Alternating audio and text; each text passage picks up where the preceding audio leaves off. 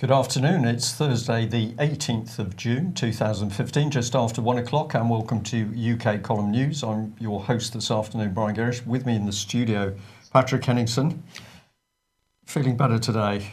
Much better. A little bit, yeah. Chirpy as ever. Chirpy as ever. Okay, so we're going to get a chirpy US opinion on what's happening in the world and UK.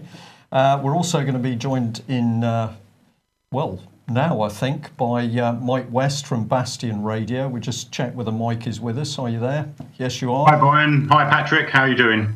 Hello, Mike. You're looking very summery, if I may say so, Mike. I think I've just overdone it a bit, been out in the sun a bit too much, but as miserable as ever. Okay. All right, excellent. Stay with us. And later on in today's news, we'll also be joined by Justin Walker.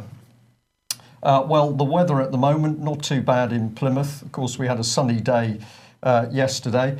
Apparently, it's a bit gloomy in Glasgow. Well, there you go. Now, I'll just say for a start to our news programme today that I was away yesterday. It was, in fact, the family funeral for John Harris. As these things go, it was a very emotional day. Obviously, a very sad day for John's family, but also everybody recognised the amazing contribution that John Harris has made to getting the truth out, not only in UK but worldwide. And of course, one of the areas that John took the lid off with amazing accuracy and skill was the fraud and corruption, and indeed the lies within our court system. So a sad day yesterday. We're looking to the future to do something in the name of John Harris. More on that in a few days' time. But there we are. Yeah.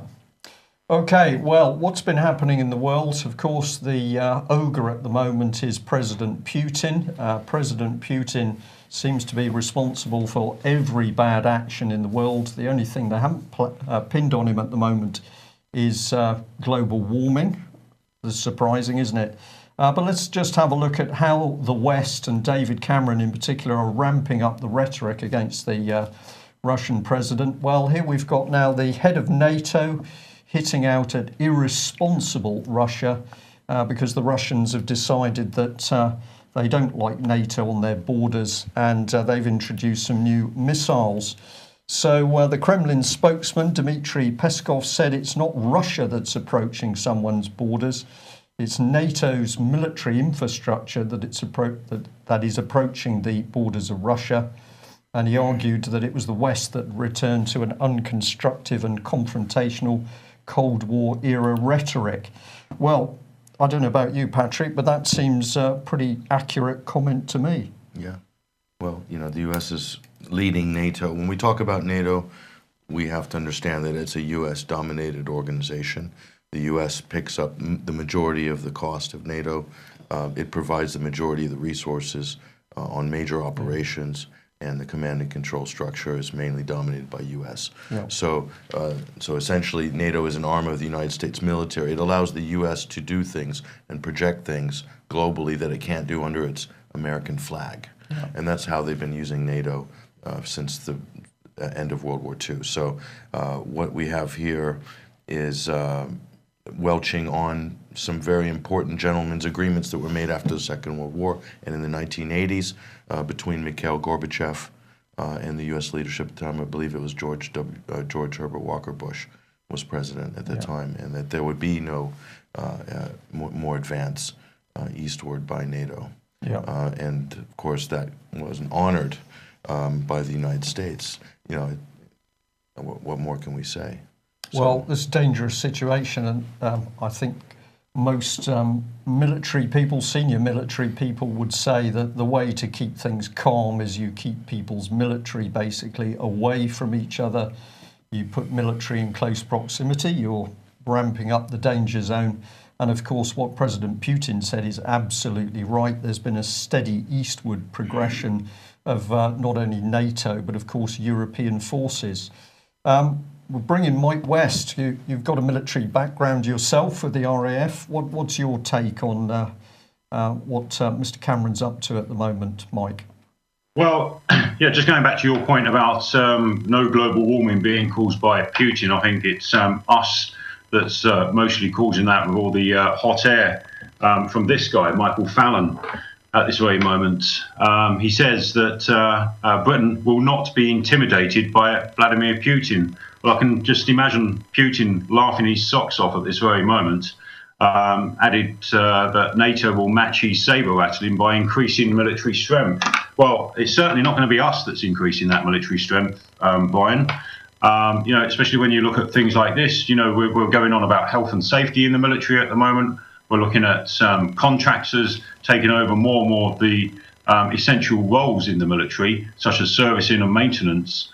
And the training, where's the training? The lack of training. When we look at a story like this that happened yesterday on Salisbury Plain, we see at least 20 soldiers injured after 3 troop carriers crash during exercises on Salisbury Plain. Have you ever been to Salisbury Plain, Brian? I have on several occasions, I have to say. As you can see, just a little bit in that picture there, it's quite a wide open, vast space, isn't it? I mean, if we have problems out in the open managing 3 vehicles like this, I mean, it's not got a lot to say, isn't it, really, about our safety? And, you look with the Royal Navy at the moment, there's huge concern with engineering sectors, especially on submarines and the large vessels that we do have that's left.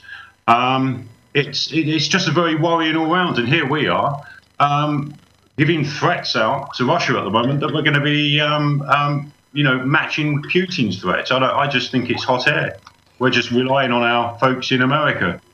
Well, that is a key point, Mike, isn't it? That we see the massive cuts at the moment of Britain's armed forces, the experience cut out for NCO level, the technical experience which keeps the military going. Those people are being cut out, equipment decimated, spares shortages. As you said, major problems on board the nuclear submarines. Obviously, some of that was leaked into the public domain by the knowledge I have. There was a lot of correct information coming out about some of those problems. This has all been allowed to build up both by the Labour government and also the Conservative Lib Dem. So we've seen Britain's defences undermined at the same time as the rhetoric is ramped up. So I'll just bring that Express article back on screen. Here we are, NATO hits out at irresponsible Russia. And I just thought, let's just Google. We just Googled David Cameron and Russia, and here is the first page of the Google responses. What is it? Britain could take Britain takes sanctions against Russia. David Cameron calling for the sanctions to be boosted. Then we're talking about troop movements. We're talking about actions on the Russian border. We're talking about getting into Ukraine. It goes on and on and on, article after article. The rhetoric for war by this man, David Cameron. And here he is with the worst. This was a disgraceful comment where he was accusing Russia of effectively being equivalent to Nazi Germany. The picture of Cameron makes me smile. This is a public schoolboy, I think, attempting to look fierce. But of course his real label is King David, and clearly King David Cameron is a warmonger. And what is he trying to do? Drag Britain into a war knowing that at the same time that he's cutting away our defences? Is this accidental, or do you think it's planned, Pat? Well, I don't know. All the telltale signs are that the British defence is shrinking, and what's left will be amalgamated or absorbed into another larger body, perhaps. That's what it looks like if you look at the trajectory of it. So, well, but in the meantime, you have to talk tough, act tough, and believe that you wield great military power on the international stage, yes. Well, in anticipation of that, and people probably don't believe that there's not a lot of dialogue goes on before these news programmes because we allow people to choose their own material. But I happen to have this slide here from the Daily Mail. no chance of scrapping EU rules on ever closer union. So basically, Cameron would have us believe that we're going to have a referendum and allow the British public to pull out of the European supranational project. But what is this guy up to? Well, you know, at the moment he's busy wrecking Britain's military, which, as you say, pulls us in closer to the dream of the EU army, combined EU forces. And the EU itself, never mind NATO, is expanding eastwards to directly threaten Russia. We think these two together totally justify the last but one UK column headline, which showed this little British cabal. And we're calling it treason softly spoken, because this is what these people are about. If you're Prime Minister and you get the country in such a state it can't defend itself, that's treason. Just a quick one from you, Mike, and then we're going to move on to Tony Blair, because, of course, he's another politician, got the world's best interests at heart. You've got some choice subjects today, haven't you, Brian? Yeah, looking at Cameron there, you know, typical Bullingdon response there, Bullingdon rhetoric. You know, they come out with this talk of good war, you know, as we go back to World War II, and about us bringing up our saber rattling as well towards Russia. Of course, these are the people that don't have to go to the war. These are the people and their families that are stuck here just giving the rhetoric, why it's us that takes the flak for it. So it's quite easy for Cameron and his Bullingdon Club to start saber rattling, as it were. But one question I would like to ask is, will we ever get an EU referendum? Because I think by the time we get there, if it's going to be in a year or 18 months' time or whenever they're deciding us to have it, will there be an EU and a banking sector left? Well, I think delay is a key part of the plan. You delay it and you delay it and delay it. Do I think we're going to referendum? I believe we will, because they're going, in my opinion, flat out at the moment to make sure that that referendum will be completely and utterly rigged. They want the referendum because if they can run the referendum and they can skew it, of course, they have got the rubber stamp they need from the British public. They don't have to argue the case after that. It's off their back. The public will have been shown to have voted to be in Europe. That will be the prison door slammed shut. So my view is they are definitely going to have a referendum. What we need to watch and expose is the fact they're going to go flat out for the vote rigging. And last election, Labour Party, as we've said before here in Plymouth, deeply suspicious. 7 million postal votes appeared out of nowhere. Conservatives suddenly get in on a majority. What am I hearing? It was a rigged election. But please respond. You might have your own view. I totally agree. With vote rigging, we had the same scenario in Eastbourne, didn't we, with 20-odd thousand postal vote slips as well, and a robbery from some truck as well involving postal votes. So that doesn't surprise me at all. I'm just very suspicious that I think things are ramping up so quick, Brian. I really do think it might be game over for the EU, especially with the Brexit that's coming up. That seems inevitable at the moment. We already had ITN last night claiming that their finance minister in Greece contacted them before they even did George Osborne or David Cameron, saying it's inevitable that Greece is going to come out. And I think we're going to be, well, we're already seeing that they're having a meeting today with the Russians after loans. I think it's inevitable. And then David Cameron's come out this morning and said, well, it's going to cause a lot of damage here in the UK if they do. So we're already seeing the blackmail into keeping in with the EU, as it were. The writing's on the wall, to be honest, Brian. Yeah. Well, it provides a wonderful scapegoat, too, for any other financial misdealings and any other cuts, as they can blame it on Greece, of course, blame everything on Greece for the next 5 or 6 years. It'll be wonderful for that sort of purpose. Yeah, a double whammy there. They can't go wrong, because if we end up with a financial collapse coming in, they can just cut everything. We'll see the total end, of course, to the NHS and education.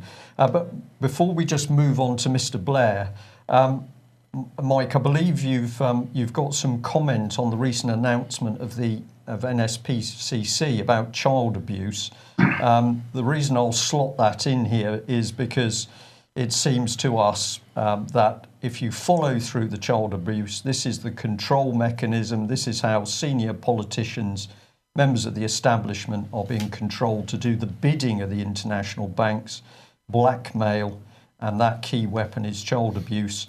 We're hearing some extraordinary things at the moment from within Britain's police force, police officers being bullied to silence them about the failure of senior police officers to investigate child abuse.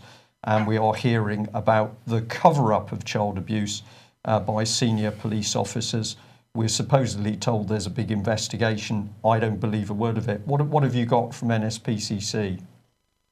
Well, Brian, you've been saying it. I've been saying it for at least 2 or 3 months now that they're doing everything they can to normalise paedophilia and child sex abuse. What more evidence do we want than what we're seeing here from the NSPCC? Sexual abuse of children is now so common in parts of Britain, they view it as a normal way of life. They, who's they? Is that the NSPCC or is that us, the plebs, that recognise it as being a normal way of life? Well, let me tell you something now, Brian. I won't see this as normal. I'll never accept this as normal. It's disgusting. It's filthy. The amount of time it's taking for our establishment to investigate this and get some sort of action towards local authorities that have been complicit in this, the police forces across our country. It's an absolute disgrace. It stinks. And I'll tell you what, they're all guilty. They're all desperate trying to cover this up. And I, for one, will never, ever see this as normal behaviour. Well, I totally agree with you. This is why the subject has been so powerful as a blackmail weapon. Of course, we've seen politicians involved in security breaches, politicians' dirty deals with foreign companies, brown envelopes, cocaine, prostitutes, rent boys. The public can just about tolerate that, stupidly, I'm going to say, but just about tolerate it. But the one thing the public would not tolerate is the abuse of children, and that is why that blackmail weapon has been so useful. But the other thing is, what are the police doing to actually investigate the organisations that say they're there to protect people? Nothing. We've seen time after time the authorities and charities which claim they're there to protect children, but the police are working in partnership with them. You go to any local safeguarding board, the police are working in partnership. So you've got no separation of the powers. When the police say, yes, we're going to investigate, well, that's going to be interesting because they've been sat working in a collaboration with the people that the victims are pointing a finger at, saying you're guilty. So I think, as with the referendum, we're going to see the state dragging its heels. Is Goddard going to produce a penetrating investigation into child abuse? Personally, I don't think so. I think it will be to drag it on, to drag it over as many years as possible. Let's go back to the 1800s. That should keep people quiet for a while. And they're just going to look at it on a very broad front. I am motivated on this subject because all roads, you can start investigating financial fraud, political fraud. They all come back to the abuse of children. Well, where do we go? Tony Blair seems appropriate. Miranda goes to Kiev. So Charles Anthony Linton Blair, he's popping up everywhere these days. There seems to be this effort, Brian, to resurrect or resuscitate the internet, to bring Tony Blair back into the fold, as it were, back into the headlines. He's been hidden away in Jerusalem for a few years now as the leader of the quartet, the peace envoy, creating wonderful peace in Palestine and Israel. Here he is with Petro Poroshenko, and now he's been tapped to aid Poroshenko. This is the Kiev's latest putsch leader, which was installed by coup last February 2014, as part of the new advisory council for Kiev. I think that's kind of interesting. So Tony's doing wonderful things all around the world, as we all know. Well, peace has followed him everywhere. Period as Prime Minister of Great Britain, we had total peace, didn't we? Wonderful period. Yeah, the beautification of Tony Blair. So, what's going on right now in the Ukraine? Right now in the Ukraine, we have the Ukrainian government installed by the U.S., by the EU, using the military against its own people in the east, shelling civilian areas indiscriminately with surface-to-surface ordinances, killing people, ethnic cleansing, driving hundreds of thousands of people, Russian-speaking people from that region. Clearly, that's what's going on. That's not really being covered very well in the British press or in the American press because it's kind of an uncomfortable truth. Yeah. So is Tony Blair going to improve that situation, or is he going to be there to help accelerate it? To destabilise. I don't know. This is a valid question. I should have produced it for today's news, but if we just pop that one back on screen, thank you, Nick. I saw this photograph and I thought, wasn't it a similar picture of Tony Blair shaking hands with Gaddafi? And then, of course, the next thing, it was the kiss of death. That's right. Yeah, you could read that this way. This could be an ominous photograph here for old Petro Poroshenko, whose days, I believe, his days are numbered anyway, because he's only put there and as a placeholder. Maidan 2.0 might be coming in the fall or the winter, where the people are now upset with their new leader and they want a new leader to replace the new leader. And of course, who's that going to be? Vitaly Klitschko or somebody else? Someone that's approved by the U.S. State Department. But so you can see why Russia is absolutely incensed. This is going on right on their border. Billions of dollars have been invested in this Ukrainian project from the United States. It's absolutely meddling in Russia's sphere of influence. And they have a right to maintain a sphere of influence. Indeed. Well, we're just sticking on the business about troops coming close to opposing troops coming close to each other. The key bit is that the warning times will get reduced. So you've got less time to think, less time to react if you perceive that a threat's coming, and therefore the tension, the agitation automatically increases. And of course, that's why there's been this massive NATO-EU push to get the troops right up onto Russia's border, because that's immense pressure in a military sense, even if the relative numbers of troops and the missile systems is relatively small. So, well, of course, what we need, if the world is ramping up violence, is to promote peace. So we were particularly interested in this article from the Telegraph. And it says that the global cost of war has reached 14 trillion. This has come from a report. Let's read a bit of it. So here's the reporter, James Sumper, and he says more than 14 trillion was spent on international conflicts in the past year, according to a report by the Institute for Economics and Peace, which found that Syria, Iraq and Afghanistan were responsible for a surge in war deaths.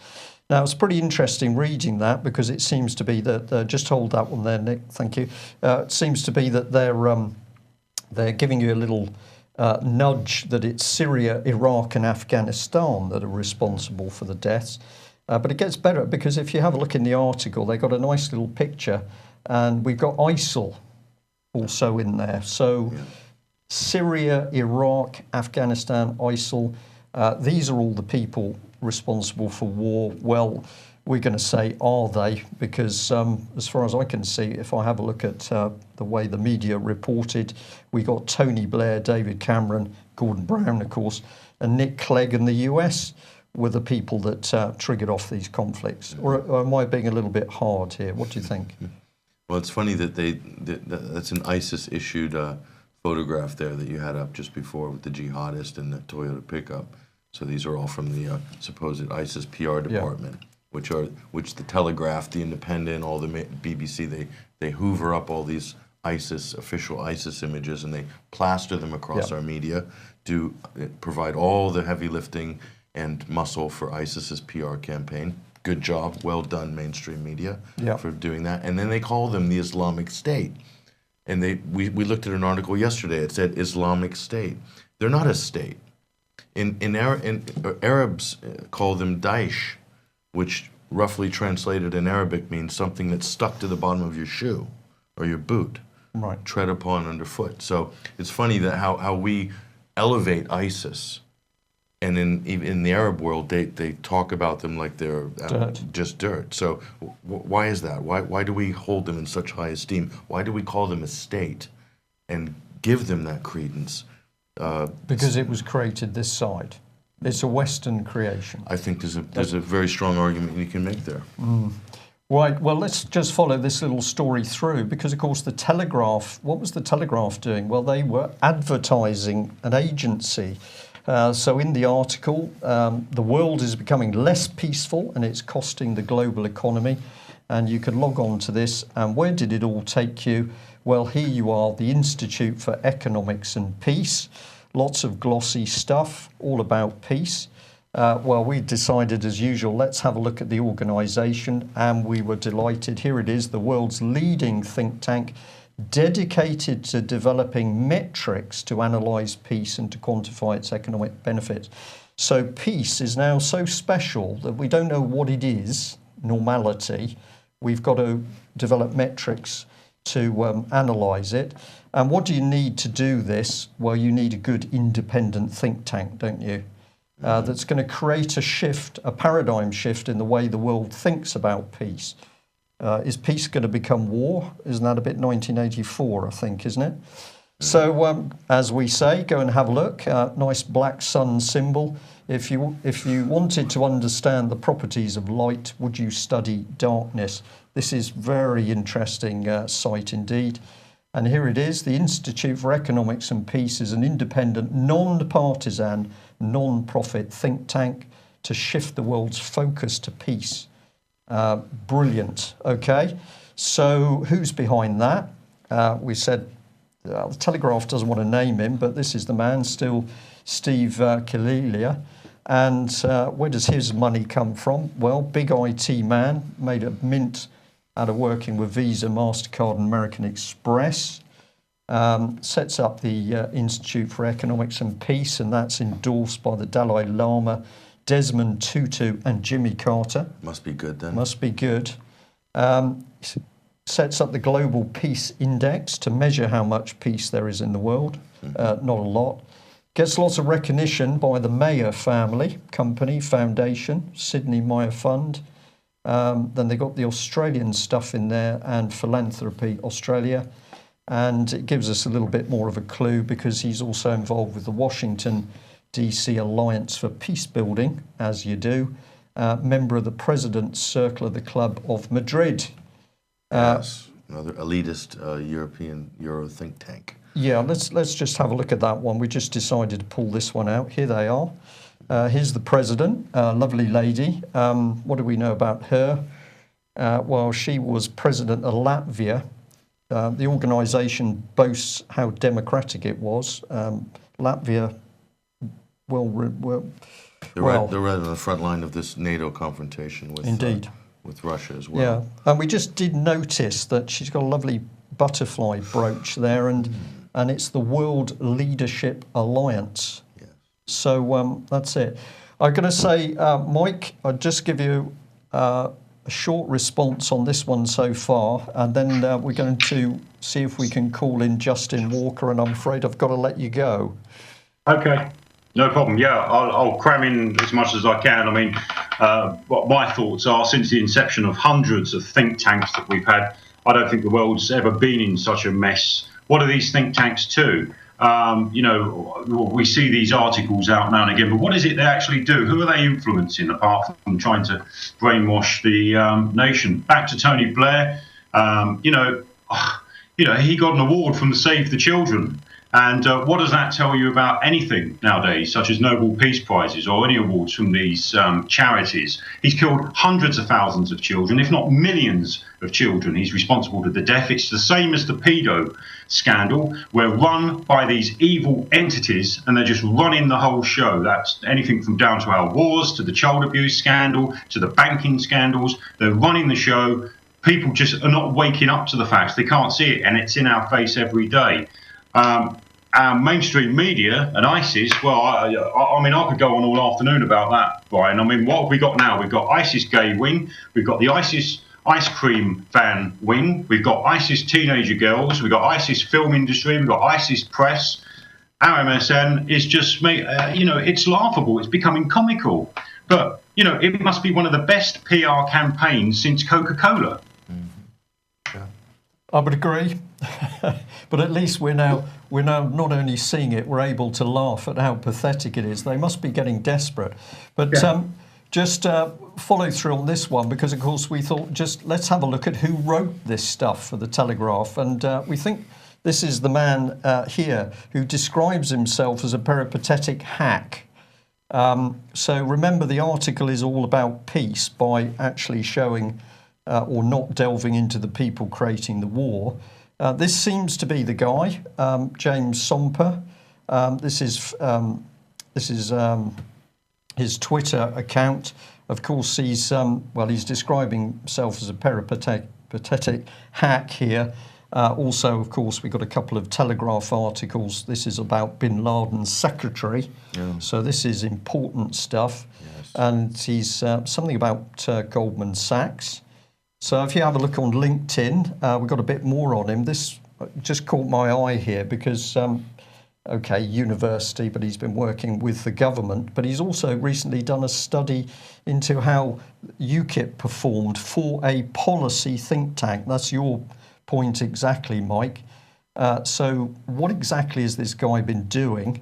Well, if you have a look on the material, he's also got research and policy intern for Robert Walter MP, broader intricacies of political process.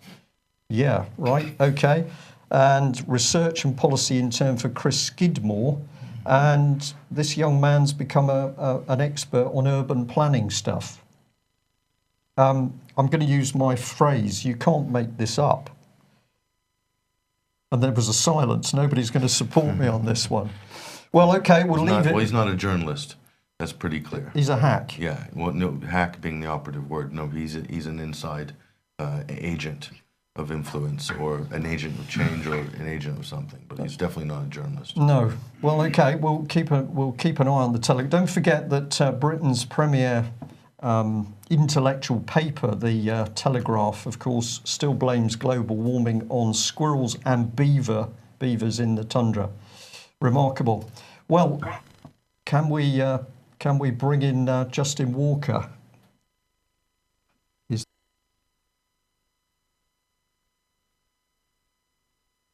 Fine, that's fine. Mike, we'll just say thank you very much for joining us.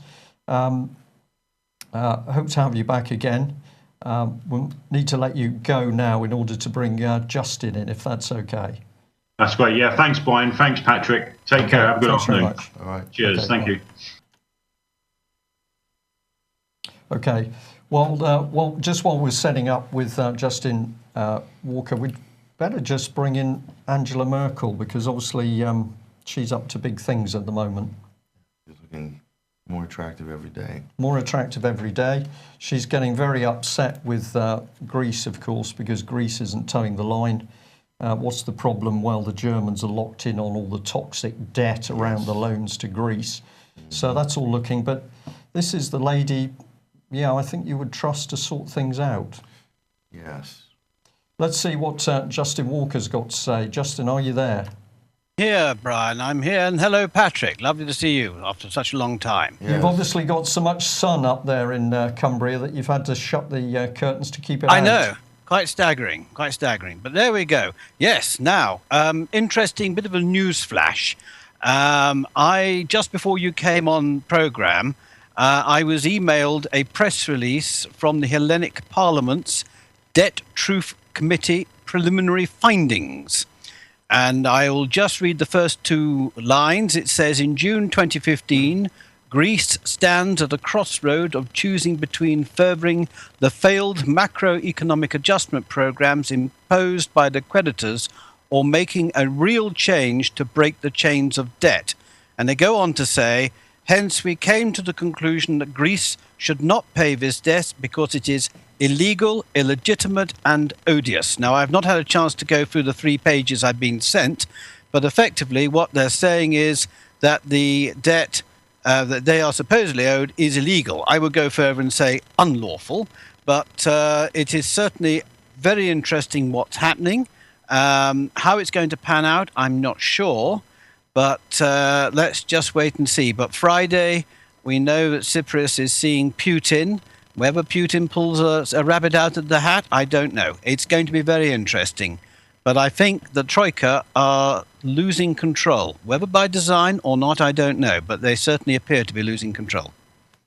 Okay, thank you very much for that report. Extremely interesting, Patrick. I think the thing that's I'm looking at geopolitically with regards to the potential of a Greek exit from the euro is if Greece does exit the euro, if that did happen, and other parties moved in to offer financial assistance like Moscow, then that would immediately be a cause in the reactionary European and American press to say that somehow Russia, they would end up, what I'm saying, they would end up blaming Russia for the whole incident, and also saying that Russia's trying to undermine Europe by coming in for financial assistance. Now, you have to remember that Germany or any other major country is in perfect position to give some sort of meaningful assistance to Greece and has been for years, but they've chosen not to because they're sticking to, like Justin referred to, a failed macroeconomic system. Yeah.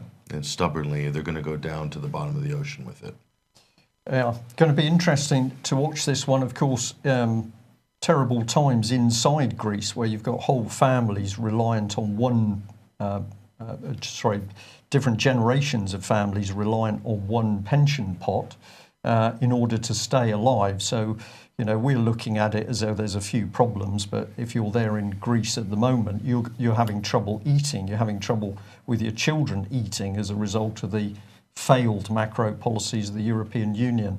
Do you want to say any more on that, Justin? Well, yes. The solution could be a Greek Bradbury pound, of course. Well, this is it. Now, obviously, one of the reasons that I'm on your show today is to announce that I've done the second Bradbury ebook, and it's entitled, What Exactly is Austerity? Answer, it's just a huge, provable lie. Now, it's 30 pages, and I'm hoping the BCG and UK column will have it up in the next few days. But I rang the Greek embassy today, and I talked to their economics department, and they were very keen to get hold of it.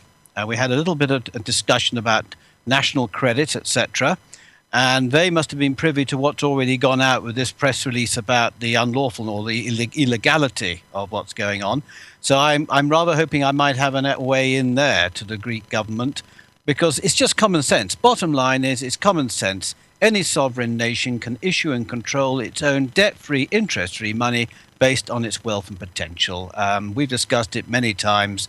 It is just common sense. And, of course, it pulls the rug from under the City of London, from the financiers and everything else. And one reason why I'm pleased to sort of announce my paper today is that it's the 200th anniversary of the Battle of Waterloo. And, of course, it was the resulting, well, how speedy the Rothschilds got the news of the victory across the channel. So the legend goes. There are one or two people are trying to challenge this, but of course the Rothschilds made a killing in the city, and of course basically they took control of the City of London thereafter, because they started to sell their stocks, because everyone thought that Wellington had been defeated, but in fact Rothschilds knew that the result was completely the other way around, and they started buying up, and they made a huge profit as a result. That's the story. Some people say that's not true.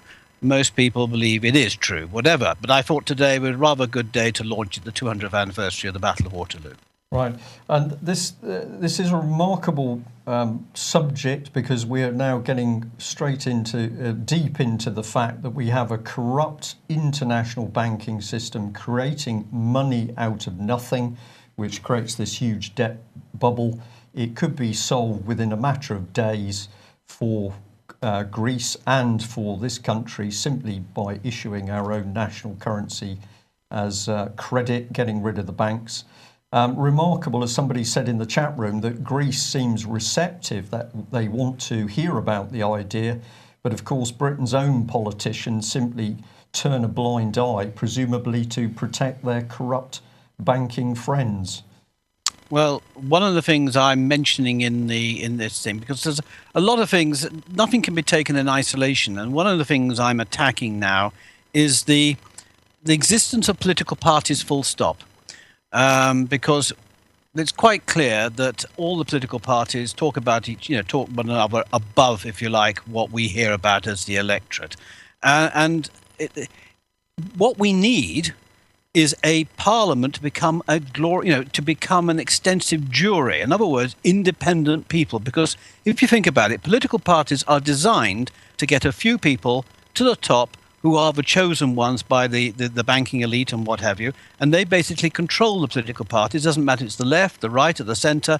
The people who are trusted by the City of London and the bankers tend to be in charge.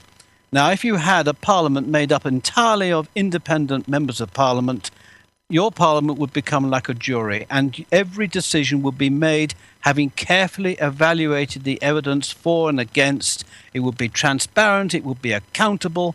I mean, how can anyone stand in the way of the common sense and the common decency of having an entirely independent parliament? And of course, the question you have to ask yourself, would you trust any political party, knowing how they operate on the inside with the whip's office and all the other things? Would you really trust any political party with the responsibility of national credit and creating money needed by the economy? Of course you wouldn't. You have to have a parliament that's totally accountable, totally transparent, and totally independent of vested interests. Well, well said, Justin. And of course, we know, and the Tory whips have said publicly on BBC video that, of course, child abuse was the means by which they were able to blackmail their own politicians to get them to toe the line. So my personal opinion is we should scrap political parties. They should be outlawed. Every vote in Parliament should be a free vote. And the other thing that is now coming to the surface is the fact that the criminal international banking cartel's money is being used to control the British civil service, so that the policy coming in is nothing to do with even the elected politicians we've got. It's policy that's been paid for via these think tanks and charities and non-government organisations. So by bringing in, as you say, elected members of the public to form a jury in Parliament, very, very powerful means to cut through the corruption that we see at the moment. Yes. Okay. Well, if you're able to stay with us, we're going to just move on with some topics that Patrick Henningson's picked up on. So if you can stay with us, please do. Oh, yeah, absolutely. Yes, yes. And we'll bring you in. Well, if we're talking about sort of corruption in politics, of course, many fingers have been pointed at Federal Reserve issuance of money and Hillary Clinton. Sure. Well, printing money out of thin air, we go to the U.S. Federal Reserve, the privately run bank that has a monopoly on the creation and issuance of currency in the United States via the U.S. Treasury. So they've announced that around 2020, they're going to overhaul the $10 bill. So here's the headline: "Move over Alexander Hamilton, a woman is going to be on the $10 bill." So they're saying in May, women on 20s, 10-week poll concludes to find out which women are most wanted on the money. Harriet Tubman, she's a famous abolitionist.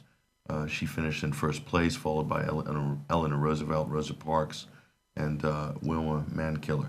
So if this is going to happen in 2020, and if our first female president happens to be you-know-who, then there would be a massive outcry that Hillary Clinton should be the woman on the new $10 bill. If you look at how the political correct mob has accelerated and steamrolled its way through society over the last 5 years, think about what it'll be like in another 5 or 10 years. Bad. Yeah, there'll be a lot of pressure to put Hillary on the $10 bill if she gets elected president. So, but this is a typical, you see in a lot of these Democrat-oriented stories that are placed in the media. Or the Huffington Post is a Democratic-oriented media outlet. You'll see more and more and more of this in the coming year, in the next 12 months, as the election cycle accelerates. Pushed up. Yeah. Well, if Hillary Clinton did become president of the United States and we had Theresa May as Prime Minister of Britain and presumably Angela Merkel would still be in, according to Mike Robinson, that would be the three witches in post. at which point we would have some problems, unless, of course, it was sorted out by the Catholic Church. But unfortunately, the Pope at the moment is, he's big on climate change. So no worries about corruption in the international banks, and little mention of the Vatican Bank. But a lot of, I was going to say hot air, that's a bit unfortunate, but a lot of rhetoric saying that we've all got to pay attention to climate change. Yes. Foreign debt of poor countries has become a way of controlling them. Well, you should know. So in different ways, developing countries where the most important reserves of the biosphere are found continue to fuel the developments of the richer countries. So,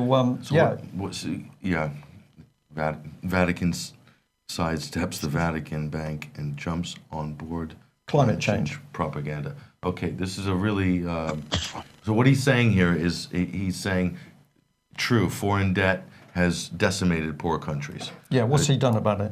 Well, he just got into his papacy, so we'll see what he does about it. However, he's saying that the environmental biosphere is also being decimated. So he's conflating what potentially is a real environmental conversation. In other words, things like conservation or preservation or repair of damaged environments with something like climate change, which is completely theoretical science, or some would call it pseudoscience. Yeah.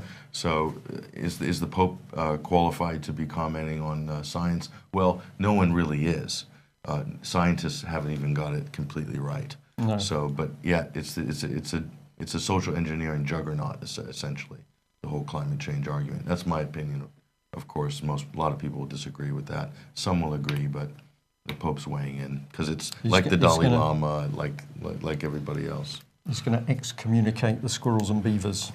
Could I just come in? Yeah. Could I just come in and say something very quickly?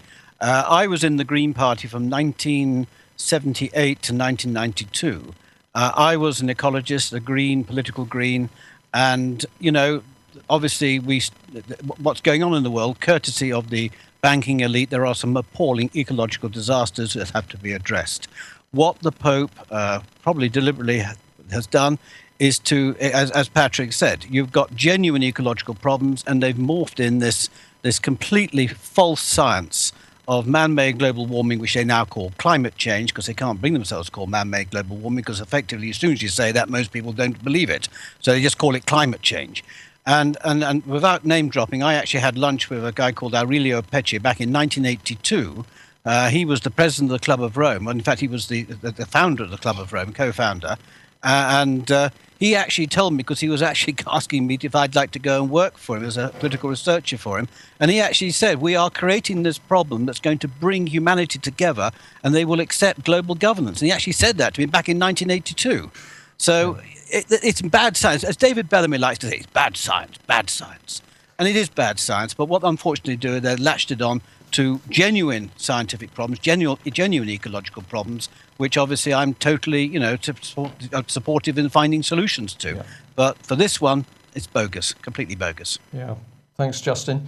Well, of course, the other subject which is now being rammed at the general public is that we've got a problem with water. We haven't got enough, and we're all going to have to eke out the bottled water or drink other people's bath water. What's NASA got to say? So this is the latest NASA data. You see a lot of these stories coming out daily. NASA says this, NASA says that. Well, this one says NASA data shows that the world is running out of fresh water, and this is something to be alarmed about. So it's done a study and it found that approximately 13 out of the world's 37 major aquifers are not sustainable. They're not replenishing, exactly. So this is cause for concern. Now, the average Malthusian climate changeist will look at this and say, "Oh my gosh, we have too many people on the planet. We need to reduce the population somehow. There's just not enough. We're all going to kill ourselves trying to get that last bottle of Nestle bottled water." So again, looking to Nestle for the solution. So that's one way of looking at it. Now, the other way I'm looking at this, Brian, totally differently. I'm looking at this story saying, well, if this is true, if what the Independent says here is true, and our aquifers are really in short supply, we need to be careful with what we have left. then that leads us to our next story. This might be the biggest threat to our aquifers right now, is that this has become a reality. We don't need any permission for fracking companies to come in to residential areas or anywhere without any, they don't need any permission. In order to pump the groundwater full of chemicals. But don't worry, we've got a water shortage. Full of frack fluid and breached wells and so forth, contaminating aquifers. So this would be a natural lead on in this discussion. Yeah. So a massive attack, it appears to us, on people's health and general way of life and peace and families. Medicine, of course, is another part of that, and this is quite an extraordinary article about vaccines that you've picked up. Sure, this is from Health Impact News, good health independent advocacy site. So what's going on here? Well, right now as it stands, when it comes to vaccines, the U.S. law, it forces the government to pay out any vaccine deaths or any sort of damage in special vaccine courts. And in a way, this kind of protects the manufacturer. So in California, they're driving for complete liability-free vaccines, and to do that, you need to remove the parent exemptions away, so that you can't have any exemptions as parents with your kids. But if a child was to say die from brittle bone condition, something that can be directly linked to a vaccine, then the parents can be sued. Right. For liability, the liabilities on the parents. Fail to protect their children. This really turns the whole current paradigm of vaccines on its head. Yeah. So this is a really fascinating story. Would these vaccine courts be secret courts, or would they be in front of a jury? I believe these are already some similar to kind of an administrative or a statutory court. Yeah. They're closed door then. Yeah. So it's a session. It's not a court. It's a session. Yeah. So I think they are working already. So I think, to me, what this suggests is that the pressure of public opinion pointing out that there is damage being caused by the vaccine, this is the countermeasure being put forward here. Sure, but it's also going to be interesting if parents become liable, then parents now, instead of fighting the system, parents have to have a right to defend themselves against their own liability against themselves. Yeah. So this could be a really interesting turn, potentially. Yeah. So let's keep an eye on it. Okay, well, of course, the way of fighting what's happening is to deal in terms of the truth. Sometimes the truth gets a bit difficult to pin down. And remarkable story that the Russians are now challenging, did the moon landings happen? What is this about, Patrick? Well, this is interesting. The Independent, who I used to regard as probably one of the best newspapers in Britain, have gone down to sort of Rupert Murdoch level tabloid stuff, Daily Mail level journalism here. So the headline reads, Russia calls investigation into whether U.S. moon landings actually happened. Okay, now this will evoke anger and fear in the average sort of Tory or middle-class reader thinking, how dare those Russians? It's that Putin again. Yeah. It's that Putin again. He doesn't believe we landed on the moon. So I go to read the article, and of course this doesn't say anything about this in the actual article. This actually quoting a translation which appeared in the Moscow Times, which is a questionable media outlet in itself, but it appeared in the Moscow Times saying that someone in an interview on the radio suggested, or an op-ed piece suggested, that we should do an investigation, not to disprove the moon landings, but to learn more about what really happened on the moon. So totally different from the headline. So what business is the Independent in here? I think this is deliberately playing with people's minds. This is mixing people's sense of reality. What is a true baseline? And I think this is total manipulation. Very sophisticated, though. This is playing with the cognitive dissonance with people. So whoever put this story up on the Independent, this comes straight out of the Department of Psychological Operations. Okay. Yeah. So this is a nice lead on to what appeared yesterday. Now, playing with reality and psyops, let's look at this. So NASA just released a beautiful HD new reel of footage of the Earth.